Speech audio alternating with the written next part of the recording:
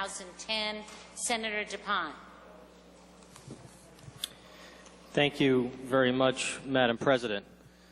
Before I get into the details of the act that's before us, I want to first begin by thanking and commending the members of the Senate Finance Committee, Senators Bates, Chacon, DePalma, Doyle, Felag, McBurney, Pichardo, Ruggiero, Cisnowski, and Walaska.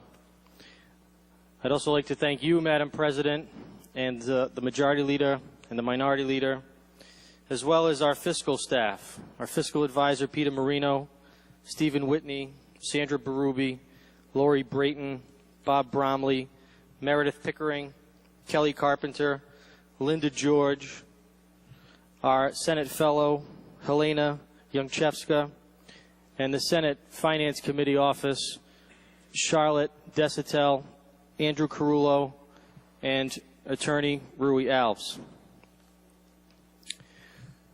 The act that we have before us now is what I believe a true element of compromise and shared sacrifices. When we began this legislative session, we had tremendous difficulties that we were aware of. And we had other difficulties that would soon come along that we were not so well aware of, but somewhat prepared for. And the budget that we have before us is one that I believe truly calls for a sharing of pain and a sharing of sacrifice by every segment of our society in some way, shape, or form.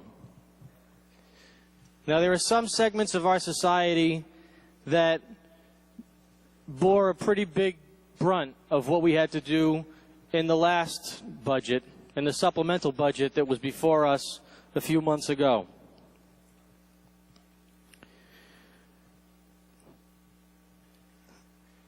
We had to deal with cuts to the developmentally disabled. We had to deal with cuts to hospitals. We had to deal with cuts to nursing homes. We had to deal with cuts to cities and towns. We had to deal with across-the-board cuts in state government. We've dealt with cuts to state employee and teacher pensions and retirement plans. But at the end of the day, Madam President and members of the Senate, this document truly represents everyone pitching in and doing their part. Included in this budget, we've got a supplemental to the supplemental for fiscal year 2009 with a few changes. First, it restored some payments to hospitals. It includes pension savings of approximately $44.5 million, $8 million more than we anticipated. And it includes a $22 million repayment to the Rainy Day Fund, which has approximately $85 million left in it. On the revenue side, this budget also has some pain. It includes treating capital gains as ordinary income. It includes a 2-cent increase on the gas tax to fund the Rhode Island Public Transit Authority. It increases selected business regulation fees. As I mentioned, it includes cuts, across-the-board cuts in personnel and operations in state government, and cuts to consulting contracts. But there are also some very good things in this budget. Things that were important to different members of the Senate, members of the House of Representatives, and the constituents who have elected us here. Now, I don't think I have to tell any of you that the anxieties are pretty high back home. Our constituents are distressed. We have the third highest unemployment rate in the nation.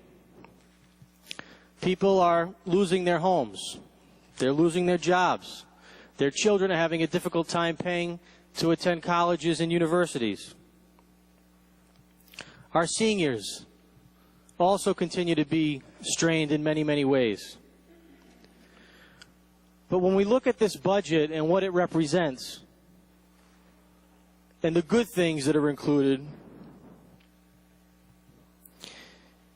it restores the RIPE program, which for approximately $800,000 affects 19,000 seniors in the state. It restores health care coverage for a very small group, but of working pregnant women.